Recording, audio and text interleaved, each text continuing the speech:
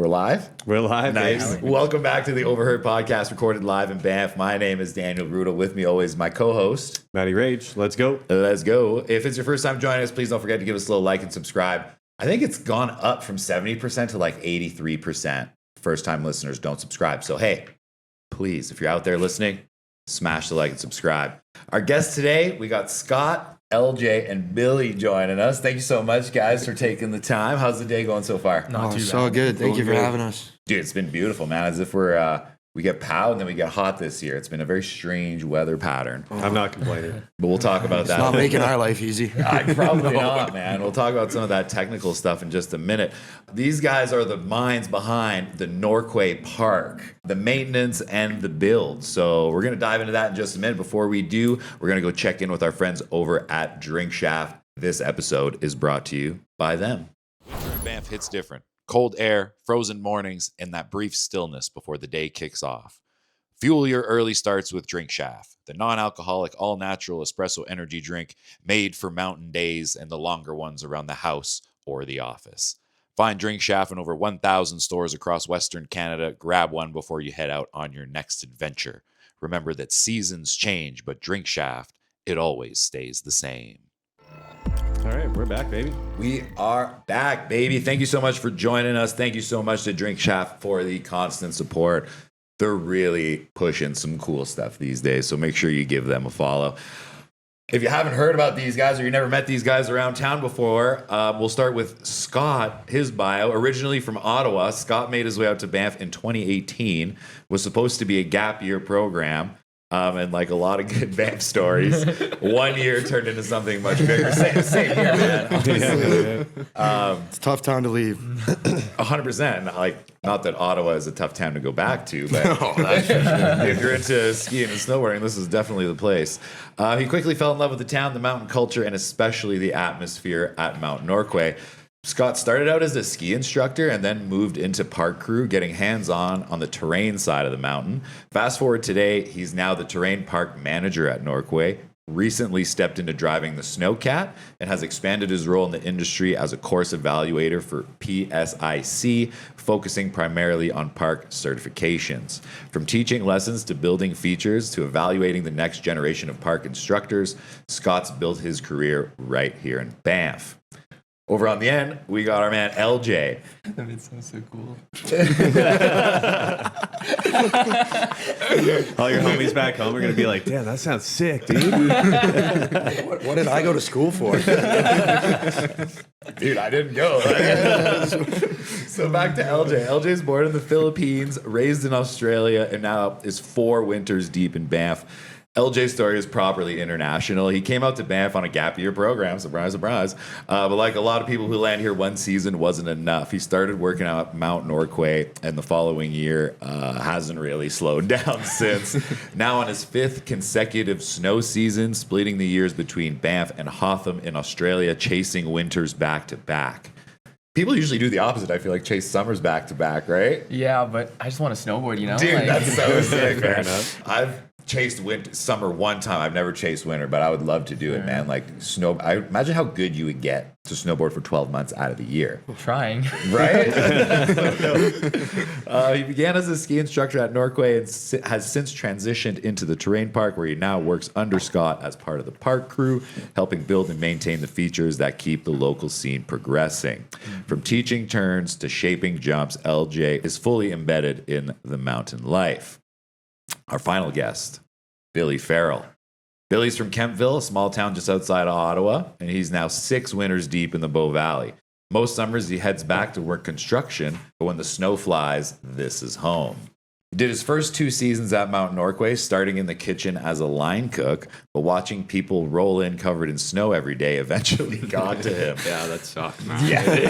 Oh, it really hit me hard. Oh, yeah. Like, even the lifties, I feel kind of bad. Like, on some of the good POW days we recently had, I was up in Norquay, and they're like, how is it up there? And it's like, That's all right. yeah, it's okay. It's not that good. It's not that fun. Covered in snow. I wish I was here. It's great. His second season, he made the jump, started off as a lifty, and now has since made his way to the park crew. Spent some time at Sunshine, learned how to drive cats, spending a year behind the wheel, got pushed into park maintenance, and now he's the full builder at Norquay. Is that correct? Yeah, technically, yeah. Technically, nice. When the word came through that Norquay needed a guy, he jumped at the opportunity, landed the job within days, and hasn't looked back since. 6 seasons in, and by his own accord, it's been the most fun he's ever had. Right on, gentlemen. Oh yeah.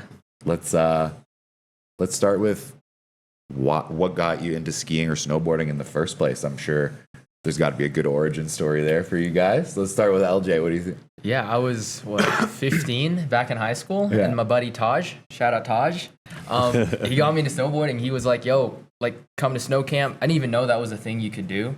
Like, I saw it on TV, obviously, but I was like, it wasn't something I thought I would be doing. And he was like, "You can come, like, it'd be dope." Talked to my dad about it. They got me on the hill, and like day one, made my first couple turns, and it was like 3-4 o'clock. You know, like golden hour, hill was lit up golden. I was like, "Oh, this is the shit. Yeah. This is it. I'm doing this. This is it."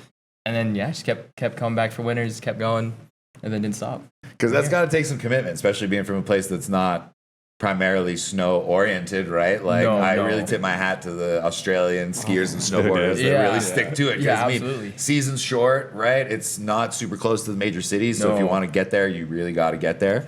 So yeah, hats off for you for sticking to it, man. Like, you could have become a surfer much easier, but chose the hard life, man. You know what I'm saying? What about you, Scott? What Yeah, got well, you I into was skiing? I was a hockey player most of my life, and then at some point, my buddy Shane, shout out Shane, wanted to do some ski lessons, and our parents kind of collaborated on that, and it happened to be like both of our Christmas presents that year Sick. to get us some ski stuff and sign us up for ski lessons. So we started skiing together at I think it was 12 or 13. Nice. And pretty much dropped out of hockey, bought a car, bought a ski pass, and that was my thing there. And it's go. pretty much just been that since. Almost right away, like second or third lesson in, like we went into the park after the lesson, and that's when I fell in love with the park, and pretty much spent every second at the hill and in Quebec there, in the park, and even out here, if it's not a good pow day, that's where you'll find me. For sure, in the man. park. So, Especially the East Coast riders, right? I mean, not too many pow days in the East. oh no, Dude, our season, like in my hometown, is like February. yeah. Like that's it. Like Yeah. that's all you get. Like Maybe? after Christmas opening Yeah, for a lot of oh, the hills yeah. out there is If you're lucky. pretty standard. And the snow's so heavy, even if it is a pow day, you're not really going anywhere in it.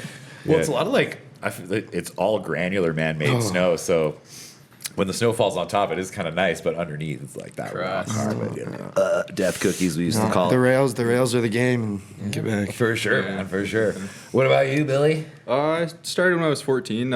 My buddy Ollie O'Shea, he got me into it at Mount Pakenham back in Ontario. Yeah. Started there, just started riding as much as I could. And Mom, she would big shout out to Mom.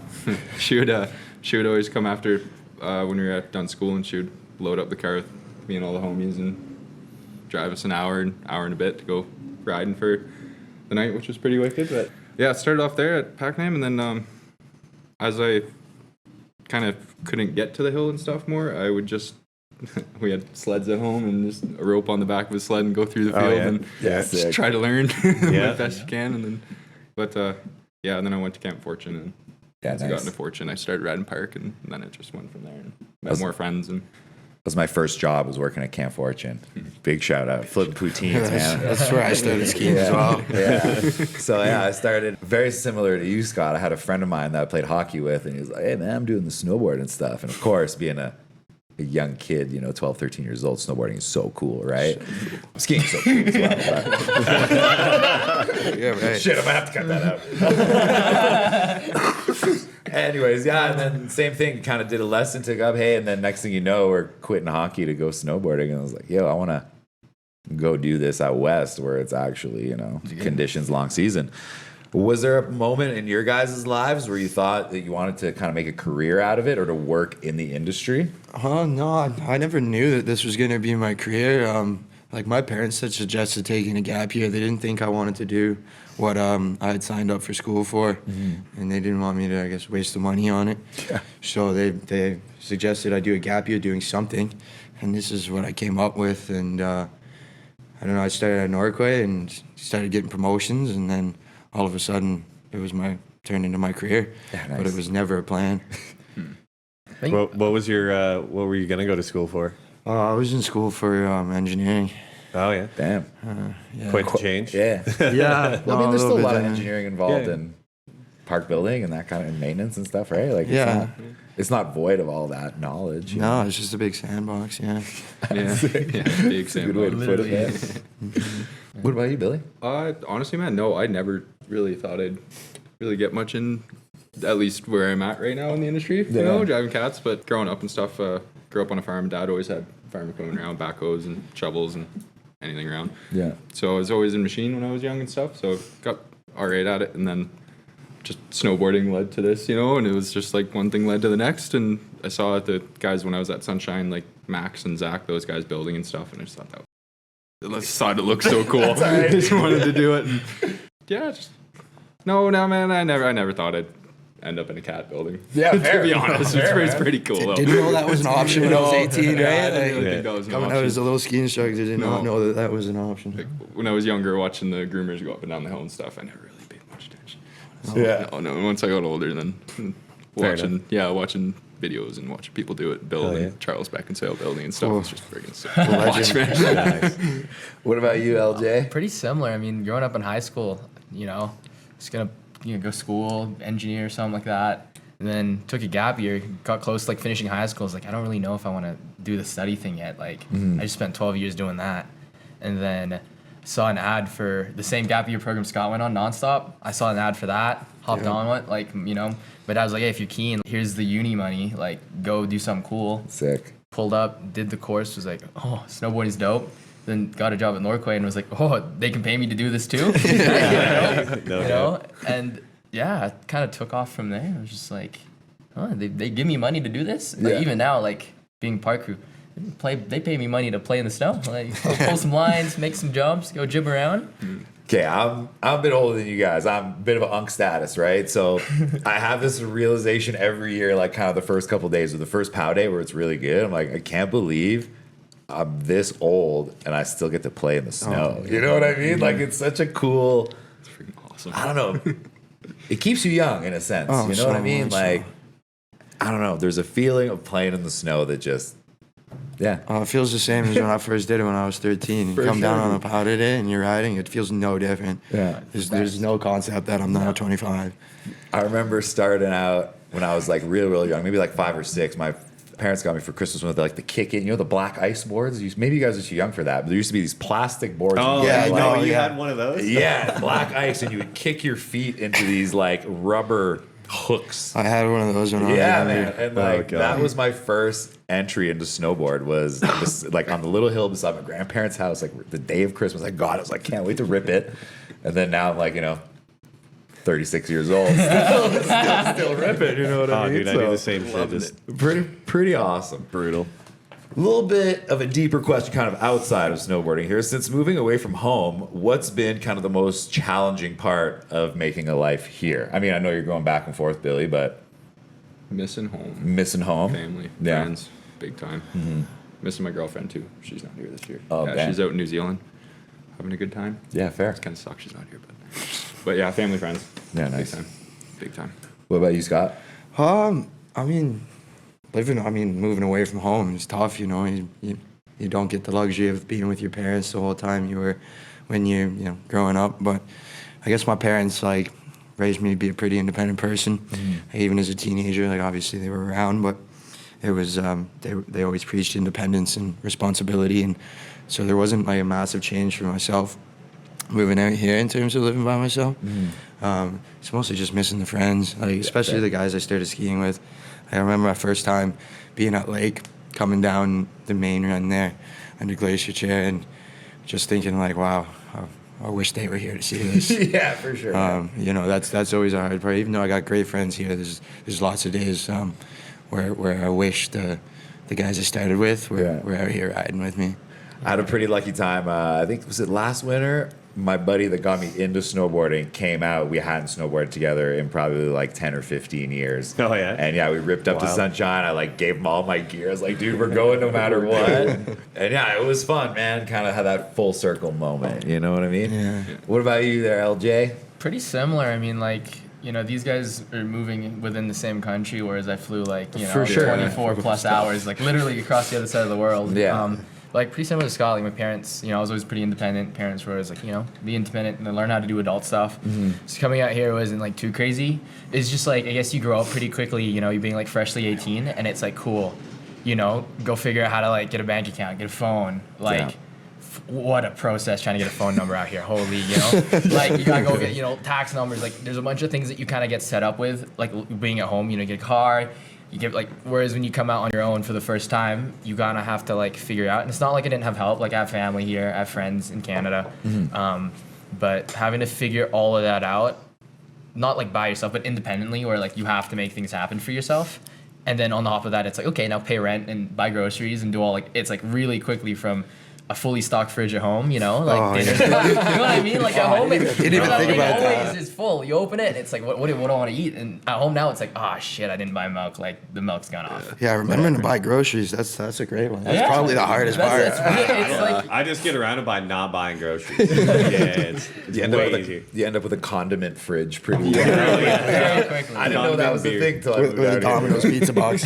Yeah, dude. Condiment, beer, and like week-old pizza. Literally. Pretty much I think it. that's an essential in every Banff house. Yeah. There's like girl dinner and there's like guy dinner and then there's like Banff broke dinners. Like it's like olives and like saltines and shit. Random Hey, handfuls of random shit. I've eaten a pack of sardines once. I was like, fuck, I'm hungry. That's all I got. Okay, a little side note.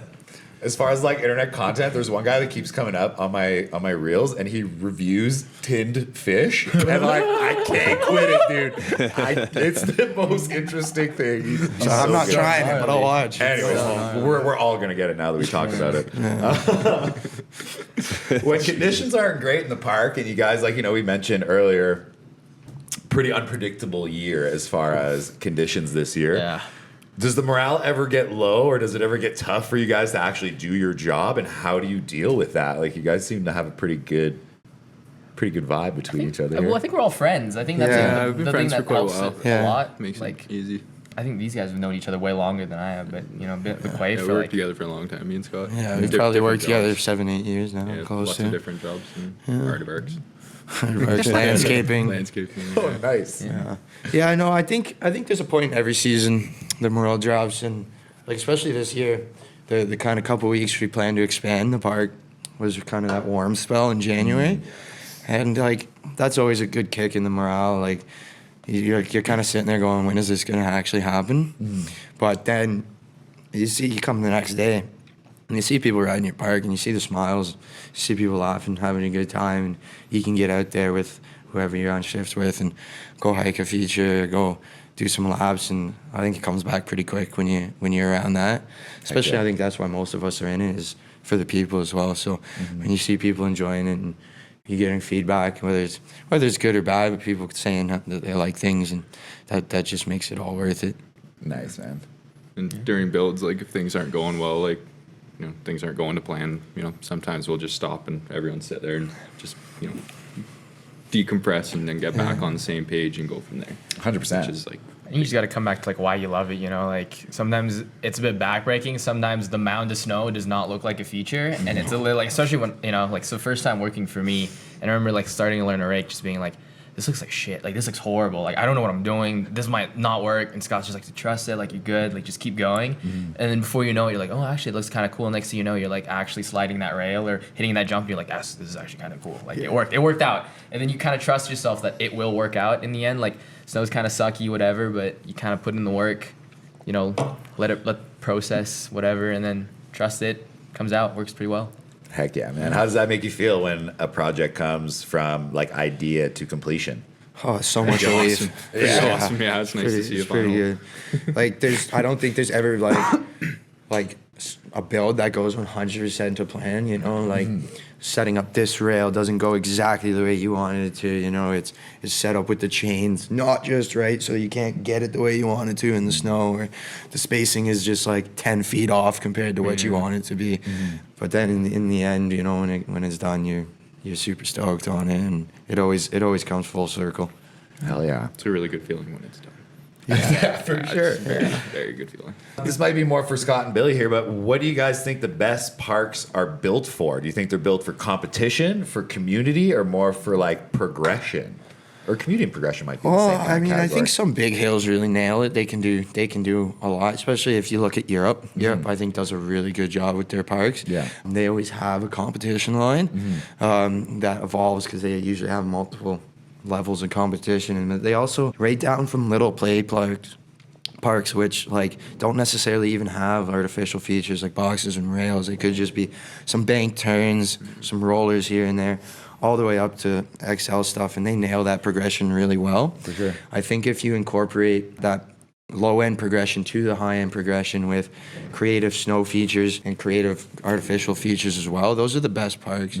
Somewhere I take a lot of inspiration from in North America is Pine Knob in Michigan. Cool. Their kind of medium to XL jib park has just got some of the most creative, flowy sections.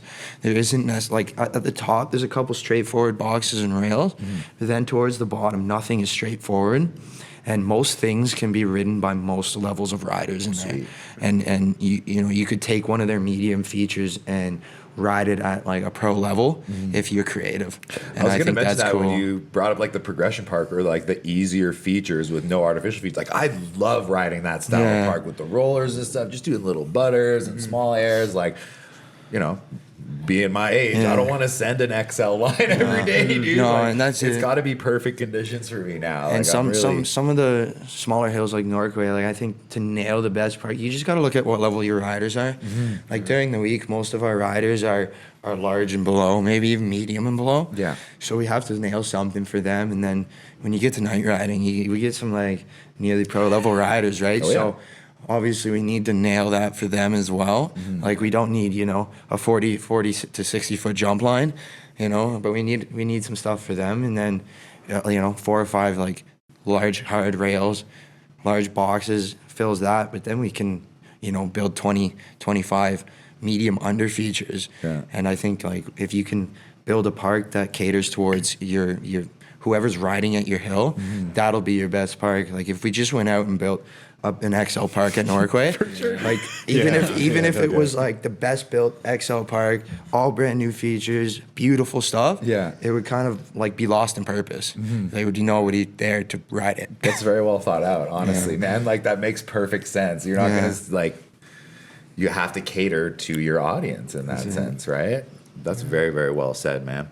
What about you, Billy? What are your thoughts? Probably progression, kind of like Scott's going Yeah. off, but I do like kind of what Norquay kind of Scott the idea that he had this year for Valley of 10 by adding in those little jumps and stuff for the smaller kids to kind of bring some attention over there too.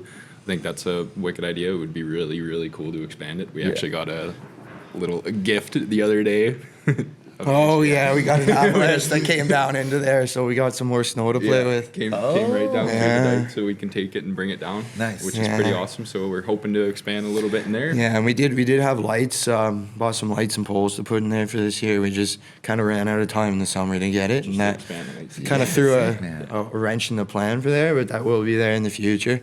So we'll have night riding over there and a whole park over there in the future as well. Amazing. Yeah, top Because to I mean, the bottom. night riding is a bit of an untapped resource. Like Yeah. being from Ottawa region, know, dude. it's I used to like ride a night. big Like I bag. uniquely rode nights Yeah. for a lot of years. Yeah, it's like the only thing I think that that's so much stops the valley rate is the dark sky protocol for Parks Canada, right? Not disturbing animals at night. Fair. That's the limit for that. But they're from what I've heard, they're pretty on board with the night riding at Norquay and expanding it. So it's just a matter of time of getting it set up. Like being a smaller hill with a smaller maintenance crew, right? We can't do everything in one summer. It takes time, and but it is coming. The night riding there, I think, is going to become in the next 5-10 years is going to become unreal. Well, I think it's already getting some attention. I think events like the Backyard Rail Jam kind of help call attention to it, right? Got to give a big shout out to Shaft helping out with that. And big shout out to LJ for emceeing it, right? Oh yeah, LJ killed that. Yeah, Good job. I heard from multiple sources that the emceeing was on point, brother. So It was just fun. I think like I was just super excited, like being part of the team to build, rake, like sand. Like I was there, like bent over grinding the rails and waxing it. and to see people like actually throw down. Because Scott was saying, like, usually most people in a park are, you know, they're learning, they're pretty young. Yeah. So to see like our bigger features, like the new Fun Farm feature, and watch people actually throw down on it. I like fully was losing my voice because it was just like it was a genuine hype. I was just like, that is the most dope thing I've ever seen, you know. So And I think from a how do I say this? Like a more entry level rider perspective, seeing that these tricks are possible on the features that are in your local park too, right? Like that's a very cool thing. I got to give you guys a shout out in the sense that there is progression, and like you said, you mentioned like nighttime, you see a lot of the like pro level riders coming. There's 2 guests that I booked for the show that are kind of Instagram skiers, and I booked them because I saw them flipping stuff at Norquay that was like, bro, this is crazy, man. So It's like, you're not supposed to flip that. yeah, you know what I mean? So it's like, I think it was actually a feature that you weren't meant to be hitting. So, big shout out to you guys for giving people the space to learn and progress through the park, but also really throw down and be impressive. You know what I mean? What's the most rewarding part about maintaining the park for you there, LJ? I mean, I think it's twofold. Like, part of it is for me, like, I call it like my Zen garden in the morning. We get to do a rake. Like, it literally is like pulling cords, pulling lines. You have the lines looking straight, flat tops flat. Like, it feels good just to do that for myself, you know, make the rails look really nice and shiny.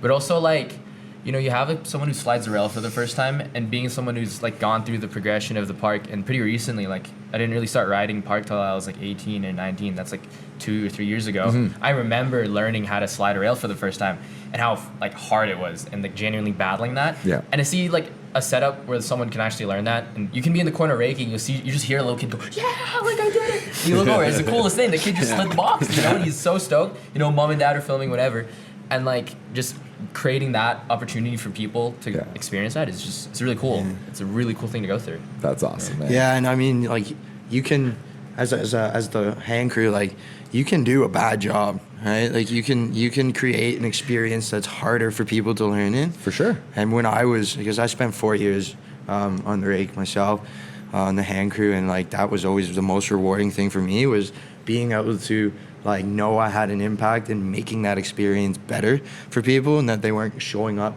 to the park at my hill and having it be like, I don't know if you've ever seen some of those Instagram pages where they kind of judge some park crews, some of those lips and stuff, but I just like that is probably the most rewarding part, knowing that like people can show up and see like a pro level quality job, and not a, you know, like with a backyard, like Banff's backyard, but it's like I've always said to the people on the crew, like, backyard style, not backyard quality. Nice. Absolutely. That's Dude, a good way it's to like- put it, for sure, man. Growing up skating, dude, you want to see a bad skate park? Go to like a small town in Ontario. It's like the person that built this ever seen a skateboard before, or seen anyone ride one, or know what it is, or like it's just you get like rails coming out of walls. It's like, well, how am I supposed to run up to that? Like, Some ridiculous things. I don't know quantum physics well enough to go through the wall to run up for the rail. So it's like, I don't know, man. Like, We were just talking about, especially maintenance of the park, and I was thinking, you guys know the Instagram Park Crew Hates You? Yeah. What is your thoughts on, say there's a rail feature, Lip ripping? side hitters? I don't know, I call it side hitters or what? What do you guys call that? Well, I mean, so Like not hitting the actual feature that the jump is designed for. So and I kinda think using- obviously like it's angering when somebody rides something in the park in a way you didn't design it to be ridden. Yeah. But I think my opinion on that's really evolved over the years, in a couple ways, you know, because a lot of people talk about, oh, it makes the feature unsafe because you're going this way. But then you watch like a creative rider flow through your park, and they'll do the exact same thing, just at speed or whatever it is. And so what's the difference between the low end rider doing it, the high end rider? Great point. Also something our GM, Andre at Norquay said once is like, well, you can't really tell people no, because they signed their waiver for their safety. Yeah. So unless they're being dangerous to other people, which sometimes they are, if they're doing it through like an XL rail line, blind spots, things like that, Yeah. Oh, yeah. then that's that can be dangerous for other people, and you can let them know that. But it's like something he said to me that always sticks with me. It's like going to an amusement park, waiting in line for 2 hours, and you get to the front and they go, no, you can't do that. Why? Just because you can't. Right? Because Fair. a lot of those beginner riders don't have a sense of why what they're doing is wrong. And also something I've noticed, if you go tell that kid or whoever it is, stop doing that, they leave the park and don't come back. And You're for creating a negative experience. yeah, and then, for that yeah. park at Norquay, like we need every guest in that park we can get, Everyone right? possible, And, please, and in on there. terms of like the management at Norquay, anybody they see in the park is someone they see in the park. They don't care if they're lip ripping, side jumping, whatever. If we got numbers in that park, whatever it is they're doing, that's good for us. That's more money for us. So I think my opinion for it at the Norquay Park is like come at it, have at it, just stay on the size of feature that like ride within your ability. No different than the rest of the hill. If you are doing that on XL stuff, stay away from it. You know that lip get is killed, there's no landing there. Yeah. It could create a collision. Stick to the small stuff. Do it on the small stuff, or go to the jumps because you know like that's what they're there for. I think that's very well said, man. So I guess you heard it here first, man. Lip rippers welcomed, but not encouraged, maybe. Yeah. Dude, our And even then, hometown. like, dude, when I first started, when I was a young little whippersnapper myself, I've ripped some lips before. Yeah, in my definitely. day. Like when I look back to 13-year-old me, I definitely did that. That's how I everyone flew starts. off everyone. basically. Yeah. Our hometown hill would just kick so many dudes out at night. It was insane. Like you'd go up there and like Really? oh, it was Yeah. all night, and it was like that's the only thing to do. It's like there's a 45-second black run that takes you from the top to the bottom. You just straight line. You don't even have to carve once, or you go ride the park. So it's like 90% of the people are in the park, and they just start booting people out. Like you can't do that. Your helmet's too loose. You got to get out of here. It's like man, okay, man. Like There was a chill point out. where I think especially Ontario and Quebec had like crazy regulations was, where like you horrible. couldn't go so like it was like you couldn't get more than 6 feet above the lip, so like all the jumps had to be tables for like a couple of years. Oh, and it was like you had to wild. Yeah, it was- like so there was some wild stuff. There was Yeah. even at some points where you had to do like maybe that's something that you're involved with. There had to be like a test that you had to do to ride certain lines in the park, or you had to like pay an extra park pass. park in pass, order yeah, to it was ride a just- certain yeah, line. it's- Like, Yeah, it's like Ontario's and yeah. Quebec are a little bit stricter with their park regulations. Like there's associations. Like out west, it's the Canada West Ski Areas Association. Yeah. That kind of governs that. There's one for Ontario. There's one for Quebec, and they kind of set the standards for that and work with the insurance companies to have those rules. And out east, there's different rules for it. Like if you have an XL feature, and there's a standard for what is an XL feature, then there needs to be an extra waiver or an extra payment associated with that. In Canada West, there is not that. Okay.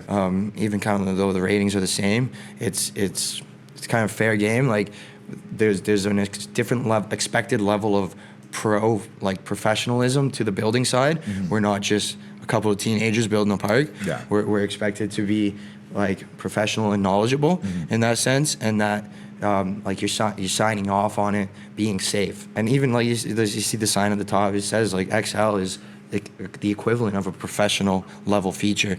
Like even small stuff is for intermediate riders. It's not really necessarily for beginners, which is why you have extra small stuff as well. But so there's nothing in Alberta and BC for like making you do a test or anything like that. If you have bigger features, the insurance companies just charge you more.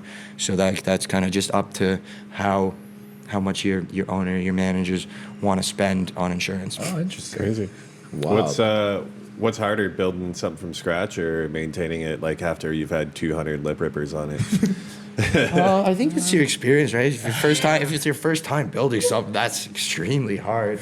Depends on the snow on the day Yeah, too. that's what I was gonna like say. I think when it it's depends a on the pow snow and the day and it weather. gets ripped up, you get the extra snow to throw on. When it's like super springy and the snow won't stick and like some of it's ice, that's a real pain. Oh, yeah. I personally like building easier because I can like see it and I go, easy. It's harder to be like, there was already a shape. How do I bring it back to this? Sometimes you kind of mess it up a little bit. At least Yeah, I would do. say building's probably definitely easier. Yeah. Adding to a feature instead of maybe taking it off of it. I like taking away, like when you're building, you have the clump of snow, so it's all consolidated. So So it's you easier, cut. what It's I way was easier than thinking, like yeah. packing on and then waiting for it to like fill the rut, and then you have to like walk on it, like try to get the snow to stick. And Takes a lot longer building a new one too, because then like you got to tear down the old one, you got to process it all, you got to break it all down, run it over, you till it up a bit, make it workable, you know. So it definitely takes more time to Takes more build a new time, jump. Yeah, yeah. definitely, but like Less like repetitive effort. Yeah. yeah. Do you guys kind of both do the design, or how do you kind of break those it's a team responsibilities effort. up? Like I've been kind of doing the design there for a few years now. Obviously, we moved where the park is this year. Yeah. I had a pretty good like concept of the old area. Yeah. And if it had been the same space, I had a a pretty cool idea for what we wanted to build. I had like a mini pipe and stuff involved in there. Oh, cool. So that was, but changes happen. We have the new carpet that's there, and then moving stuff to Valley 10, and then not getting lights. There was a lot going on, but For sure. I have a goal for what I want in progression. But after that, I put it out to the crew. My type of creativity is not necessarily coming up with new ideas, but being able to put all the ideas in a coherent pattern. Curating. Yeah, so I really let the crew do a lot. 100%. And I like Everyone on the crew has a voice. Yeah, That's got to is be very fun for important. guys like LJ. You know what I mean? Yeah. Like it's cool because we all live in the same house too. So there's some nights I run down like a notebook, and I'm like, Scott, look at this. Okay, I have this idea. Trust me, okay? And he's so like, good. all right, let's see if we can fit that in or whatever. But like, I don't know. I just have dreams of crazy things I think would be cool. Yeah. And then it's nice to have someone like Scott to actually tell me if it's like a thing that works or if I'm being like totally insane. Fair. Because I definitely have put a feature or two in which Scott was like, someone's gonna die on that. Like, that's going straight up. But like you need to mellow it out a little. But it's part of the learning, It's really fun to have sure. like a manager and a team that allows that kind of growth to learn. Open team. Yeah. Well, 100%. I mean, no one wants to have their ideas shut down, especially in a creative space like skiing, snowboarding, park riding. We're all creative people. If you can see a line, we all have that. And it's a fun job. Yeah. Like it's supposed to be.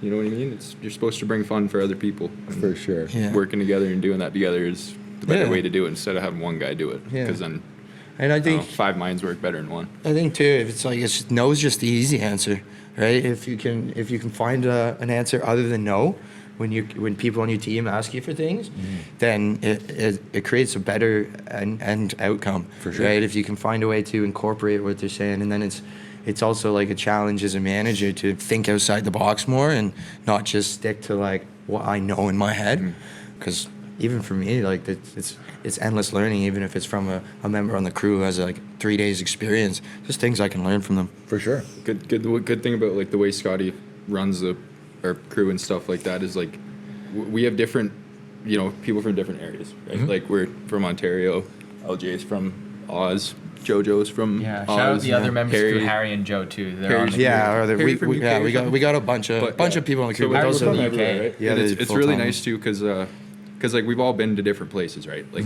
he's been to Hotham. He knows what their setups look like. I've been really, JoJo's from Perisher. Yeah, Joe Perisher, Durant's Perisher too. I've been really lucky to have the opportunity to go down to Hood, like Mount Hood. I've got to Sick. see those setups and stuff. So it's like having different minds that have seen different things and can put them together is the way yeah. to do it. Like Heck yeah. we need to get Quay to send us out to Pine Knob for like a Oh. couple days. That's all we got to do. That's a petition. A little research trip, Yeah, research R&D. trip. The money I would give to sit in the cab with Oh, that driver dude, and yeah. just see what he sees. Yeah. That guy, It would be really cool. he's insane. He's so good. That's dope. So the park setup, obviously not just Norquay, but most mountains changes throughout the year. How do you go about, what is your thought process when you're rearranging, changing things mid-season? What's the purpose? Well, normally we make most of our changes for competitions, Okay. for planned events. Usually by the end of January, everything's set. Yeah. And then from there, we're just changing for competition. Cool.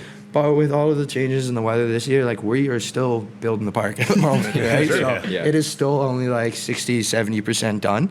So it's not like we're constantly changing it this year. Like a couple weeks ago, we had built set up for the Quay Queens ride day. Big shout out. And then we had the Rail Jam 2 weeks later.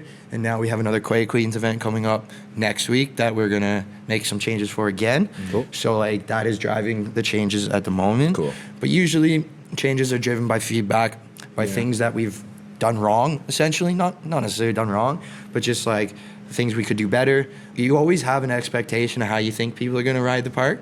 When you build it and you show up, and all of a sudden people ride it completely differently than what you thought. So then you can see that flow and you can make changes accordingly. Very cool. As we go on later on in the season, like we're gonna start losing snow pretty quick. So we got to think about how we do it for spacing and like the best for whenever me and Scotty are in the cat is like we don't want to turn. Like we want to try our best not to turn as much as possible because we turn, we're tearing up like a foot and a half, 2 feet. You know what I mean? Like we're just making a huge mess. We're pulling That's up the whole there. base. Oh yeah, it's just massive mess. So we got to think about like our spacing as we get later on into the season. So Interesting. it makes it easier where we don't have to turn around. You know what I mean? It's like we can save that snow. We can keep it an extra maybe week. You know what I mean? That'll make your whole build last longer. Yeah. again, Yeah. right? Try to make it last longer. Like There's so much more that I thought that goes into this, guys. even That's like crazy. making landings a bit bigger so we can go around the takeoffs instead of having to back up, because that's what we're doing right now, and it's kind of causing a little issues. But we'll figure that out later. Yeah, I mean, it wasn't. Yeah, it's our first time. Billy's and Yeah. I first time It building was my freestanding jumps. first time so building like actually. lots of real learning jumps. for that this year. Definitely a couple of mistakes. Like lots of learning for the jumps. Tons yeah. of learning, but We've always had a contracted builder from COP build our jumps.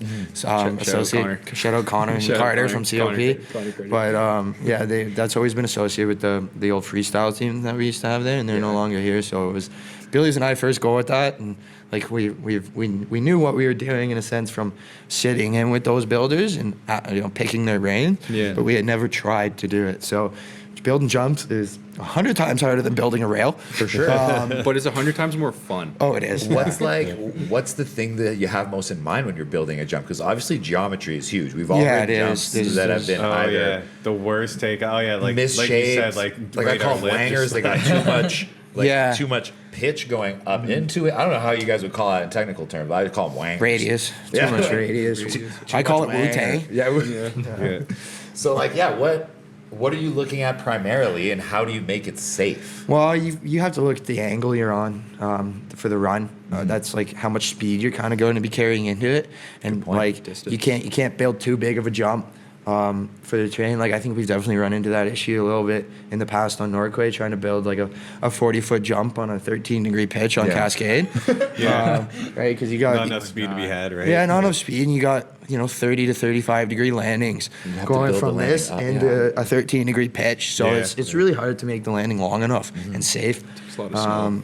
So that's your first thing, is trying to match the size of the jump to the terrain you're on. Yeah. But there's ratios for jumps, and like how long the transition into it is versus how long the gap is versus how long the landing is. And like you're saying, like the jumps that are Wu-Tang, that's just usually the transition not being long and deep enough for how much radius you have. Yeah. So then like you're just like, when you look at it, it's usually kind of like a pretty good square, right? Like if you have like a rectangle from your side view of your transition, that's probably when you're gonna get a weird shape to it. Yeah. But yeah, and you just want it to not like change up more than it changes forward. And like that, as long as you build your lip like that, it's going to be a smooth transition. And then you just follow like the standard for ratios, like the people like Charles. 1-1-3. Yeah, well, it's like 1 or 1.5 to like 1 to 3 or something like that. So your transition is never shorter than the gap, and then your landing's always 2.5 to 3 times longer than your gap for safety reasons. But yeah, that's been pretty well set out by like the industry's best park builders. Charles Beckinsale is like a notable name for one of the best jump builders in the world, and we're not out here we're not figuring it out. We're not trying to reinvent what they've done, right? Like Not reinvent the wheel here. yeah, we've not got the experience to like come up with a new jump shape. So we're just trying to kind of copy what the accepted good jump shape is.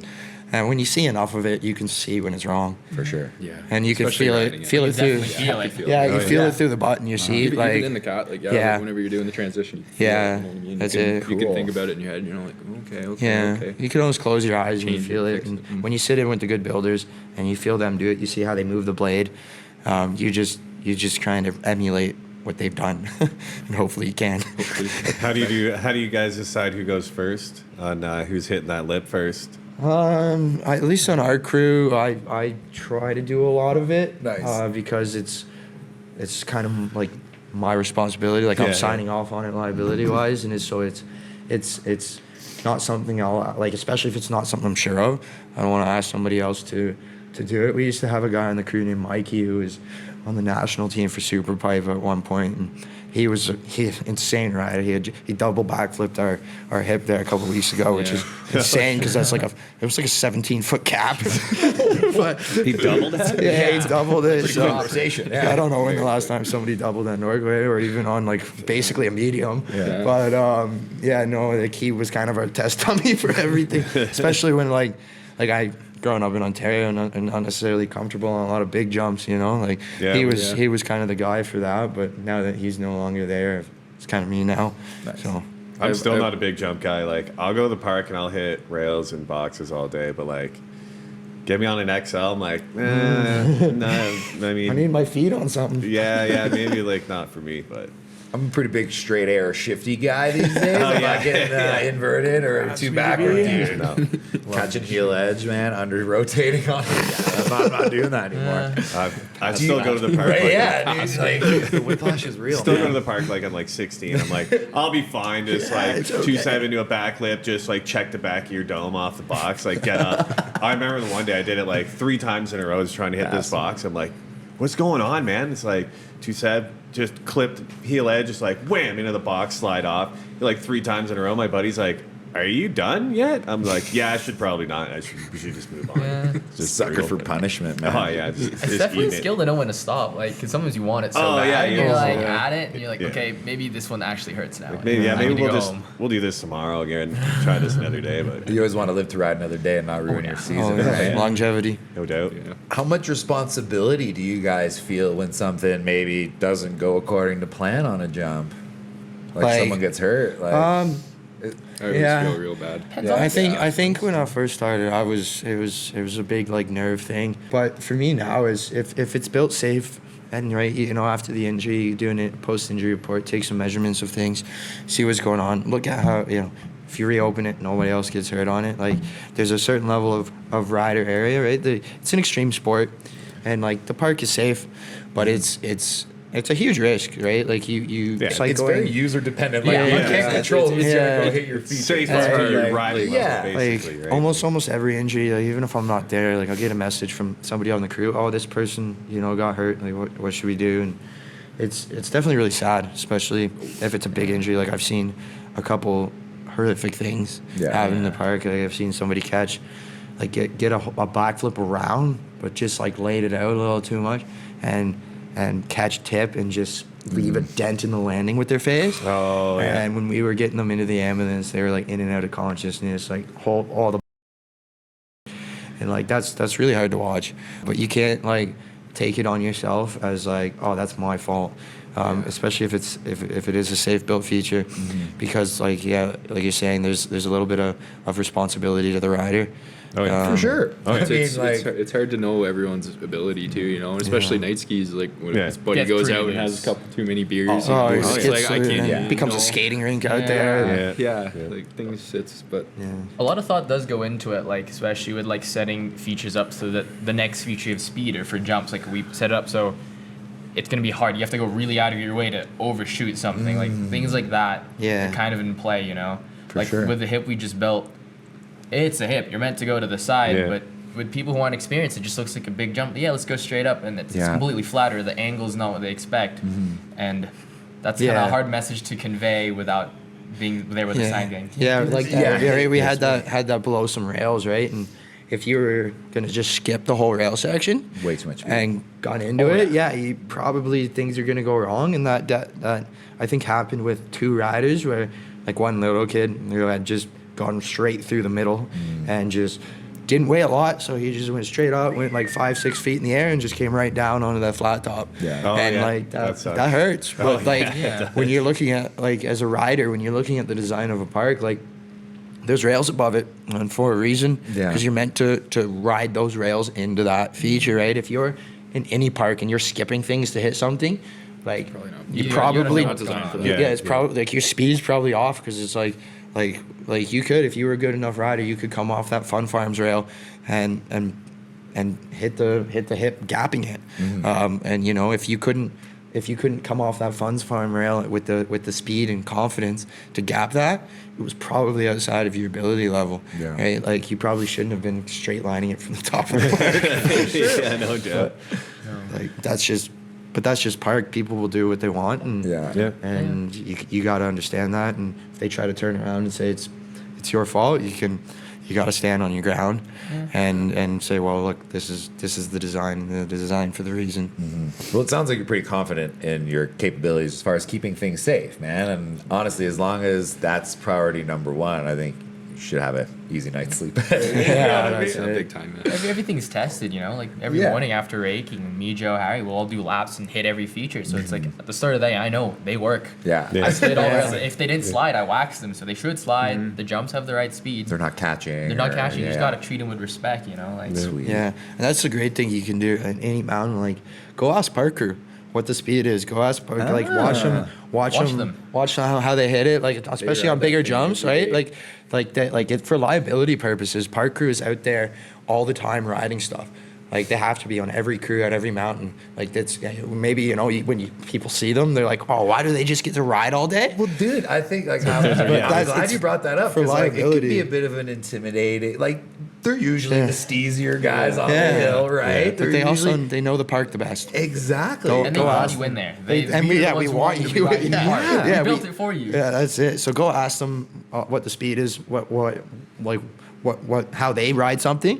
Follow their tracking, and you have a much better sense of what's going on. Don't just ask some guy in the park or some girl in the park who looks good, right? Because they might lead you into something stupid. Well, yeah, they might not know the true design of the park or how it's meant to be hit. So I'm so glad you brought that up because, like, yeah, I remember being a young guy and seeing the park guys there and being almost intimidated to go ask them a question or something like that. But We all started there. We were all people Yeah, who couldn't yeah. ride park at one point. Yeah, so no. we get it. Our park crew in Norquay is really friendly. Come ask us. We love you.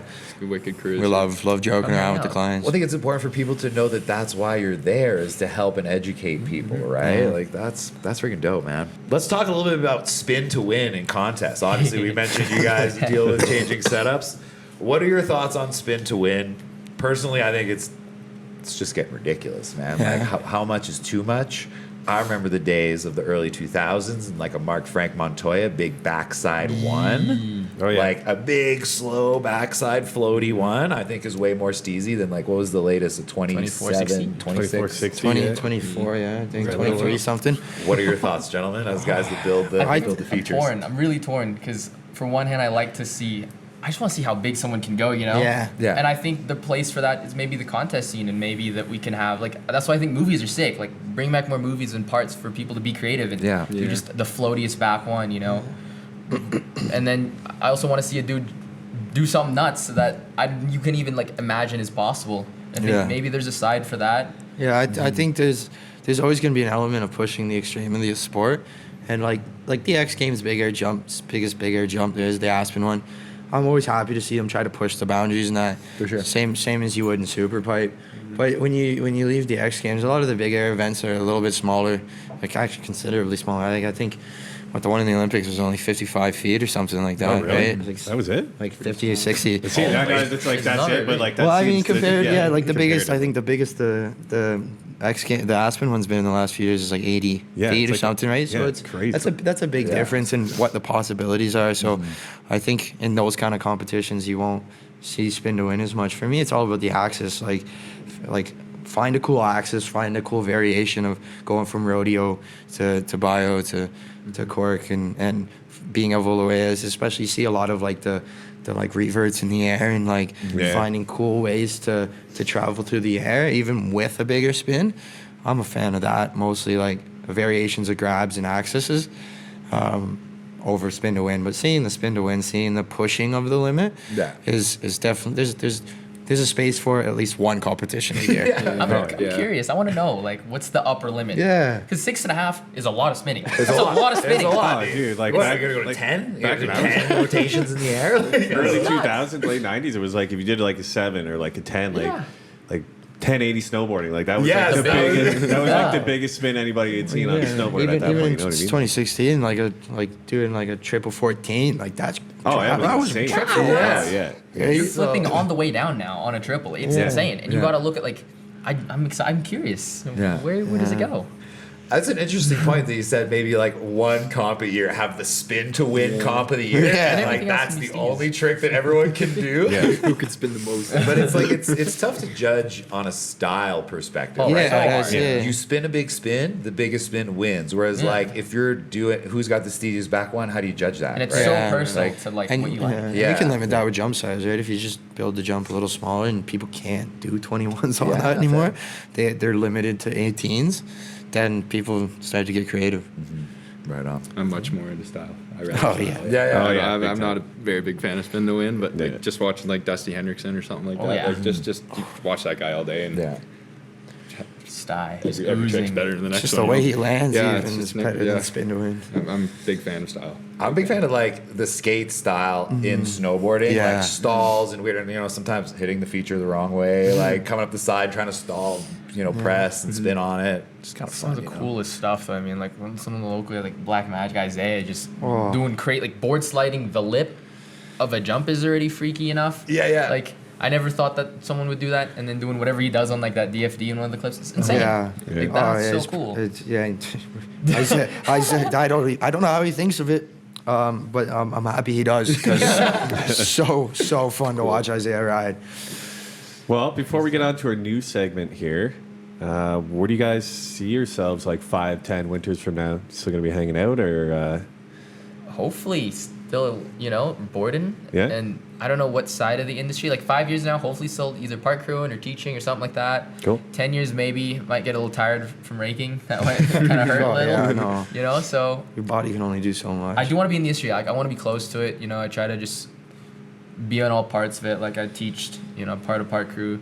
I actually work with the Gap Year program I signed on to do. I helped run hosting on that, like an assistant host for it. So Sick. Cool. just want to spread myself out, learn about I just want to be near it, like near the mountains. Maybe help more people have the same experience you Yeah, did then. Absolutely. Sick, man. I think I'm planning to stick at Norquay for now. Right, we got the gondola coming in. A lot of big investments coming in from the owner, Adam. He's a great guy. Like I love that guy. He's super nice, super keen on what Norquay is and keeping Norquay around for the future generations. And yeah, after that gondola goes in, like he's got so many plans, and he was just waiting for that to happen, and he's kind of going rapid fire even a little bit already with some of the investments and the plans. So I want to stick around and see that through. We had and a chat with Andre. Yeah, be a last part year of about it. Yeah, Yeah, be a big part plans. of watching Norquay, rise and kind of go from this smaller background hill into the big three to potentially being like an industry leader in terms of what it's able to do, right? Because some of the bigger hills can't really experiment the same way, Yeah. right? fair. They have that kind of like bigger client base of like high level riders or like prestigious tourists, and Norquay has a little bit more of that local touch. We get a lot more riders from Calgary and a lot of the beginners, right? Like we train the skiers for places like Sunshine and Lake Louise. We train the staff for places like Sunshine and Lake Louise, where they can't hire people without experience necessarily, and we can. And I think people are going to see Norquay kind of go from where it's at to being an industry leader in terms of like that getting the industry going and supporting the bigger hills. Well, I'll tell you, I was at Norquay Friday and Saturday this week. Heard it was good. And it was the place to be, man. I was ripping laps. I was not waiting in line. And there was plenty of snow there for me. And you know what Norquay really has is pitch. Like, Oh yeah. Oh, it's steep. like, dude. Oh yeah. If you're not used to steep, it's could grab bad booby. If you don't like getting stuck on your snowboard, you're not getting stuck. Norquay, no. I'll tell you that. One last quick question. What advice would you give to someone who wants to make the move to Banff, who wants to be successful here in the Valley? Oh, I think you do it first, but be careful with how you do it, right? Like I think maybe everybody here knows the term of getting Banffed, right? yeah. And I think there's kind of a couple ways you get Banffed where like you come here and you party a little too much. Big time. And 4 months in, you're broke because you're out till 5 a.m. every morning, and so there's definitely that balance. Like you gotta learn to limit yourself there, but there's also the kind of way of getting Banffed of not fitting into the local culture and or you're just an idiot. It's too small of it's too small of a town for that. Everybody knows you, and this town will do a good job of asking you to leave. big time, Right? You'll So- burn your bridges pretty quick if you want to. Right? And Not careful. So I think if you're coming out here, it's probably one of the best experiences you'll ever have. Like I think everybody who leaves this town, even if like they're happy and tired of like how intense this town can be, they're always super upset with leaving the people they've met here. But you build that. You build the. I mean, being here for 8 years, I've had so many sets of friends leave, but now I have friends everywhere in the global world, friend group. true. on Yeah, every continent, and that's what cool. you'll make here. And even if you do decide to stay long term, like I have, you're gonna come here and meet some of the best people you ever will, and that's what you come here for. Don't as much as come here for the partying and come here for whatever. Don't come here just for that. Yeah. Come- Drink at home. Yeah, you can drink. You can drink anywhere in the sure. world, There's right? alcohol everywhere. So like, just enjoy what you have here. Don't come here and be an idiot because you'll get kicked out, and don't come here and make yourself broke because you won't be able to afford to stay. Yeah. I think Exactly. you gotta go get her. Like, there's so much opportunity here, but you gotta be one to like put your stuff out in terms of like meeting people. Like, that's a Yeah. great way. That's Oh, a great yeah. way to just get around town. It's you meet someone Yeah. and you're a genuine, kind, respectful person. For sure. Like, because a lot of people don't. I feel like you don't fall into Banff. You don't just end up here. Yeah. Yeah. A lot of people here go out of their way to be here, and so a lot of people are really prideful of the fact that we're in such a cool place. We got to do cool things, and if you have that kind of mentality and respect other people like that, it takes you a really long way. You know. And it gets quite lonely here if you aren't social. Like, you're For very sure, yeah. secluded here Oh, yeah. if you're just to yourself. So having the friends out here is pretty essential. Yeah.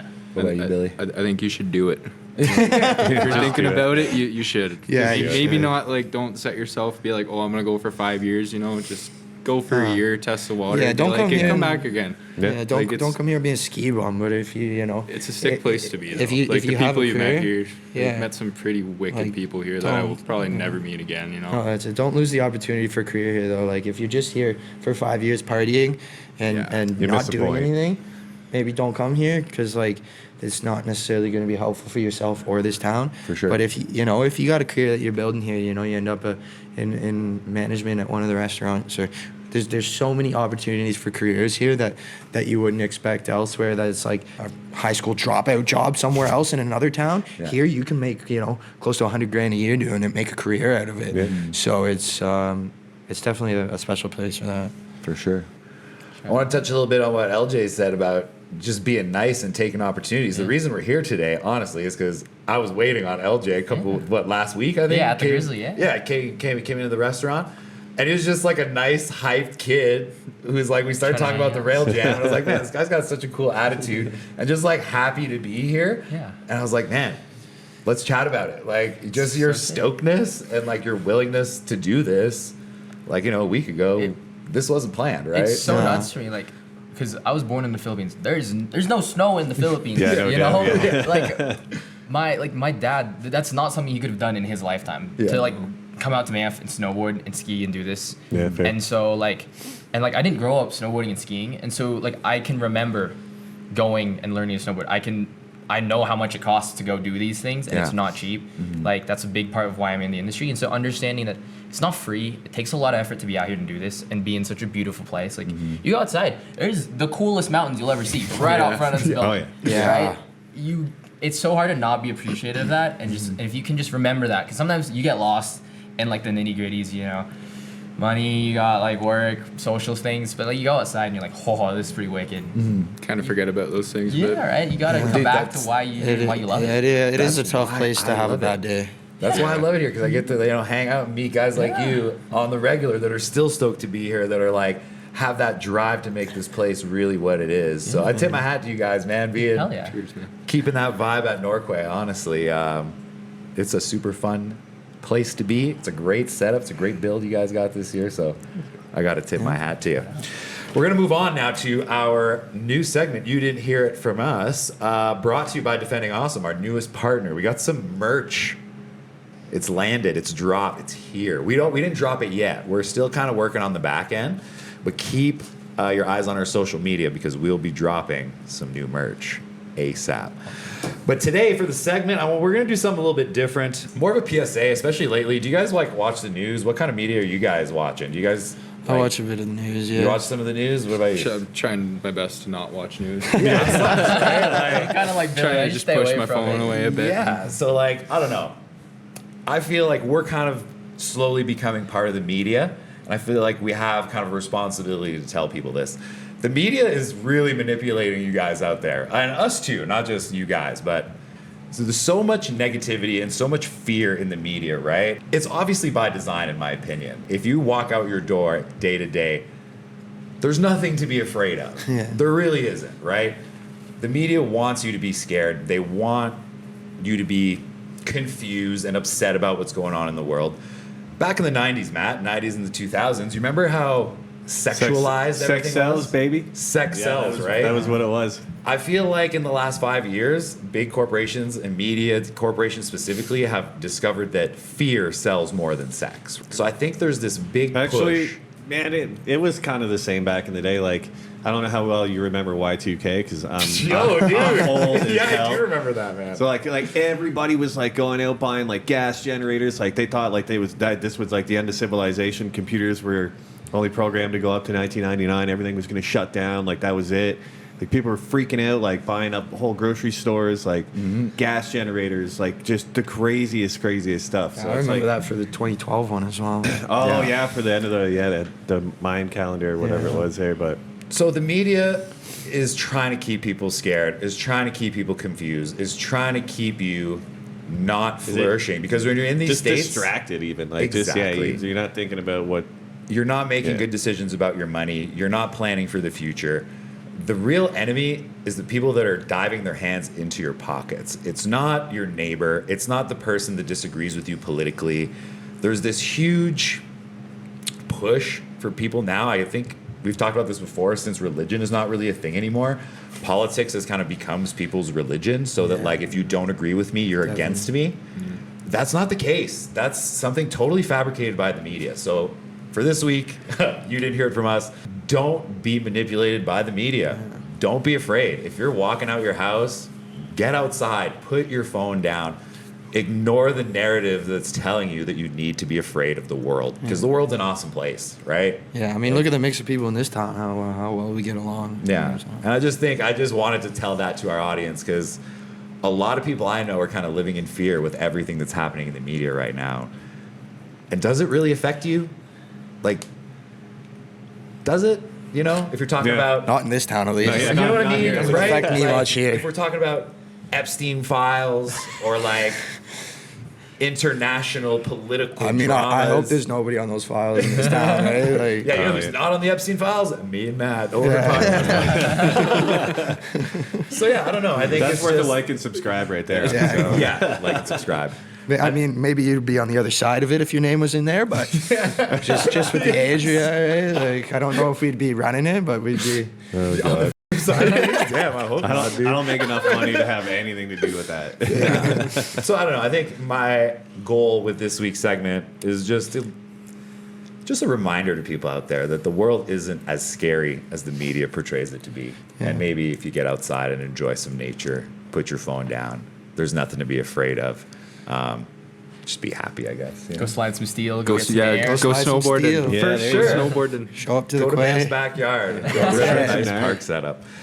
This episode was brought to you by Drink Shaft. This segment was brought to you by Defending Awesome. A lot of people don't know this, but Defending Awesome does a lot more than printing amazing merch for the Overheard Podcast. Heck yeah. They do product decals, storefront decals.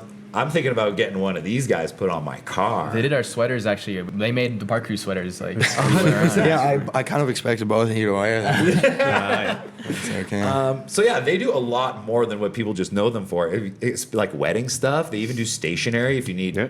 photos printed, anything like that, stop by Defending Awesome. Can I just take a minute to shout out the people on my crew and talk about my crew a little bit? Please Yeah. do, brother. Cool. Yeah, awesome. Just obviously we got Billy and LJ here, but a couple other people on the crew. We got you were talking about. We got JoJo and Harry on the crew this year as our other two full-time members. Both of them first year on the crew. JoJo just got signed off to be welding at Norquay, so Cool.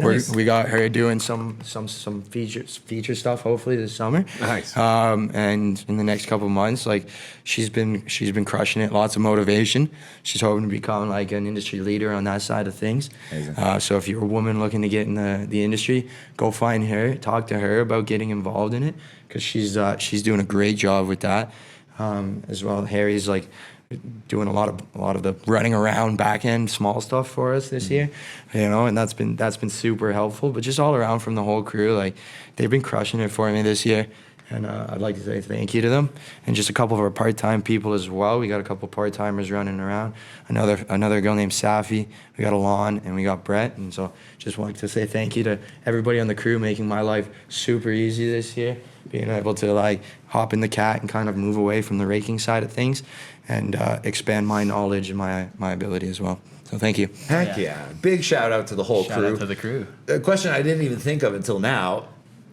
Might be too late to join the crew for this year. If someone wants to join the Norquay Parky crew next year, how would they go about doing that? You can. I think we have an HR email. Yeah. That you can email. Technically, I have a boss that does all of the hiring. I'm not directly involved in the hiring. Like, we do interviews and stuff together, but it will go through him first, and then we'll sit down with him and I and have an interview. And if we like you, you'll be on board. What would be your advice to someone for one of those interviews? How can someone stand out, dude? Come ride our park. Just ride be it. there. Be the guy who's always riding. That's a great way to do it. I mean, we backfill a lot of our part-time positions from snow school. Cool. Because it's hard to give people, like, outside of our full-time people, it's hard to give people like enough hours. Yeah. So we can't. And who knows? Maybe this week you'll get one shift. Next week it's like 3 for our part-time people. So we backfill a lot from snow school. And if you're in that snow school, come out, ride the park, and ask to help. Volunteer time sometimes. Don't just ask, but be there. Yeah, be there. Yeah, be like, okay. come learn. Like, pick up a rake one day and just learn how to do it. And that's a great way to get on the crew. But in terms of being in the interview, for me, it's all about like how kind of stoked you are to do the job. Like, a lot of people come up and I can ride this, I can do that, I'm this good.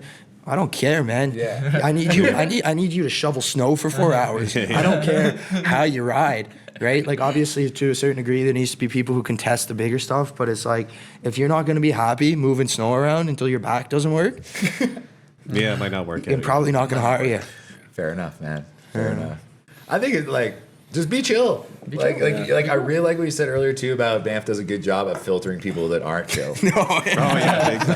Very quickly. Yeah, 100%. Seen it so many times over Too the past many. 12 years, dude. Just like, hey, here's a dude starting at work, and 2 weeks later, he goes back home to mommy and daddy. Or if you're like See you being later. weird with chicks or like any kind of anything. breath of weirdness or like If you're that kind of guy, you As get soon bounced as pretty soon as you quick. get like one group of people in town that's like, that dude's just way too weird, man. Well, we're It's- traveling. not that I encourage people get, but like, if you're that kind of guy going around like creeping on girls, you're probably gonna get pretty quick around here. Like, there's a good group of guys in this town It's that just too chill here. Like, we're just Yeah. not like, no, we're not Pretty about protective. that here. pretty protective of that, and like, they will. It's either their friend or their girlfriend or their friend's girlfriend, and you'll They'll let you know. They'll let you know pretty quickly that they don't want you doing that to women in this town. 100%. Well, thank you so much for joining us, guys. Is there Thank you any very much. closing thoughts? Any of you guys you want to shout out? I just want to say thanks for all the guys at Sunshine for getting me introduced into the Cats. Nathan Wams, first off, for hiring me after I came and bugged him for, I don't know, probably like a month to hire me. They didn't have enough snow, so he came back and hired me afterwards. I want to thank him. I'd like to thank Zach Damon there, Max and Mason. Those guys were helping me, pushing me into the park and stuff to get me introduced to it. And for that, man, I owe you guys the world. So shout out. I want to thank my parents first, getting me out here. Shout out to them. They really helped me get out to town. Shout out to Scott. He's just a wicked manager. Like, Scott being like a course value and a teacher, it's not just skiing. He can teach really well. He like really helped me grow, not as a park rider, but as a park shaper and someone who can rake and build and understand like that technical aspect to it. Has been insane. Like, Thank you so much. Awesome. Super chill. Shout out. Well, it seems like you guys have a lot of fun while working very hard. on It's probably keeping the dope best seven, job so- I could have ever asked for. Yeah, Man, it's thank you cool. so much for it's cool taking- getting paid driving a cat. Yeah, I bet, man. Big kid in a little playground again. makes me feel like I'm 12 again. It's kind of fun. That's one thing we all have in common, man. Is just a bunch of grown men who just want to have fun. Finding something that makes us feel No good. doubt. Yeah. Right on. Big shout out to the Brew Pub. We're here in the tap room today. They got schnitzels on today. I might go pop one into me. I'm getting a little the old hungry here. chicken It's parm. lunchtime. Chicken parm. I call them schnitzels every week. Every week. Chicken parm every week. Big shout out to the Brew Pub. Big shout out to Drink Shaft. Big shout out to Defending Awesome. Keep an eye on our website, overheardpodbanff.com. We will have the merch dropping soon. We're going to have that all over the social media.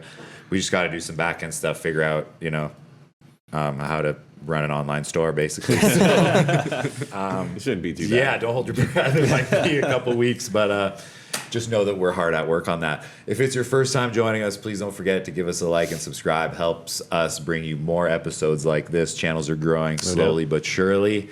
And yeah, if you want to support us, the merch will be the best way to do so. We haven't really asked or begged for money yet, but I feel like selling merch is a cooler way to do it. That way you guys get something out of it. You know, if you're out there listening, you want to support the pod, stay tuned. Thanks again for joining us, guys. Thank you. Thank you. Like every week. Oh, yeah. See you next Tuesday. Peace.